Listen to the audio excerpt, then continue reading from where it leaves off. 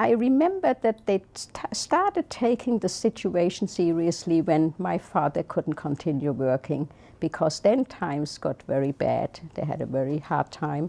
They just didn't have enough money to pay their rent, to pay for food. We all pitched in, but it wasn't enough. And that's when they said that we have to go someplace. And they were always wondering, where can we go? They started going to the American consulate to take out a quota number. That was the first thing, because they did want to go to America. That was their country. They were thinking of going to Palestine. I don't know why they didn't in those times. It seemed very hard, but they were hoping to go to the United States. My brother once brought home a telephone book from New York. I don't remember, he found it someplace. He came home with this heavy book. We have never seen a telephone book like that in our life. And what we did, we were all sitting around that book and looking for Jewish names. Levi, Horowitz, all the Jewish names, Israel.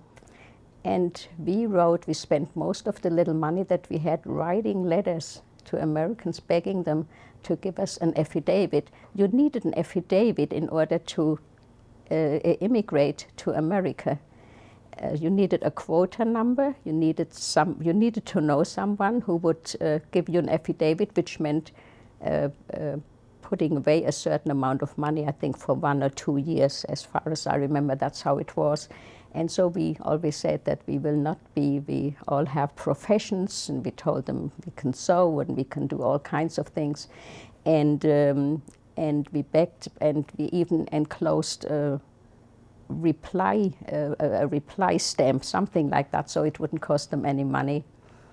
We had a few responses, but no affidavits. So we were really, and this went on into 37. But in 37, the situation of getting into you could get out of Germany, but it seems that one country after the other closed their doors. Because meanwhile, many of the Jewish people had gone to other countries, and I guess many of the countries realized that they're getting a lot of Jewish people. And I remember it was very hard to go to any place. I remember my mother saying, I'll go to the jungle if I could just go any place and just live on bread and water. But we just couldn't go any place. We had no place to go to.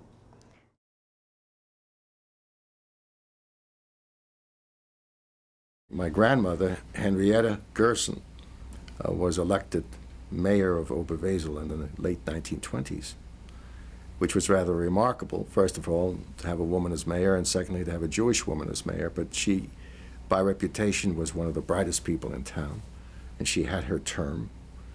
I think also the fact that they had lost 2 sons who died for the fatherland, so to speak, that made a difference. But in the end, with the rise of Nazism, nothing that Jews had done for their country, because they saw themselves as German citizens, made any difference. They were singled out not because they were German Jews, but because they were Jews irrespective of the Germanness of their life. So the fact that my grandmother had been the mayor of Oberwesel, that her 2 boys were killed fighting for Kaiser Wilhelm on the Eastern Front, in the end, made no difference.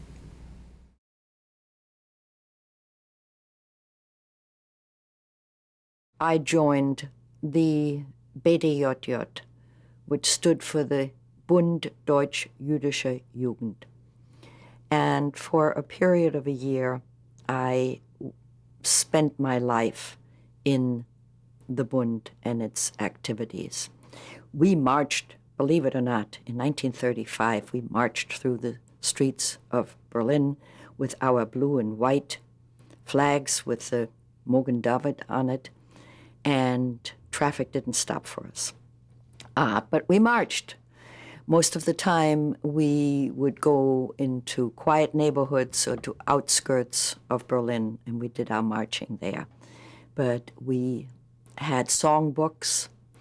And instead of the Horst Wessel Lied, which was the national anthem of the Nazi Party, we sang the Hatikva.